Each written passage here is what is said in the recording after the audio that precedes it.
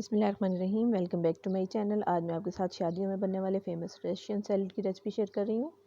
Same as weddings होगा। तो चलें शुरू करते हैं। बहुत आसान है बनाना। इसके लिए हमें चंद चीज़ें चाहिए होंगी। मायोनीज़ मैंने ली है 1 कप। क्रीम इसके लिए मैंने 1/4 कप ली है। चीनी इसके लिए पिसी हुई मैंने 3 टेबल स्पून ली है। सॉल्ट 1/2 टीस्पून लिया है।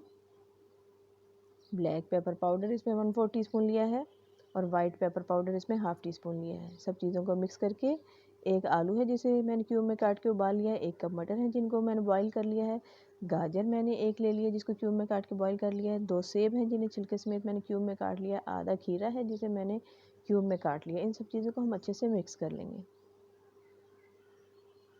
मिनटों में तैयार होगा और बिल्कुल वही टेस्ट होगा।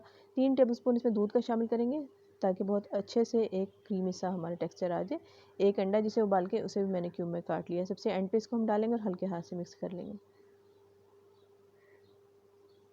रशियन सैलेड हमारा तैयार है। इसको डिश आउट कर लेंगे। आई होप कि रेसिपी आपको बहुत अच्छी लगी होगी। रेसिपी अच्छी लगी हो तो लाइक और शेयर ज़रूर करें और चैनल को सब्सक्राइब करें और मज़ीद अच्छी रेसिपीज़ के लिए मेरी वीडियोज़ को लाइक करें। Thanks for watching.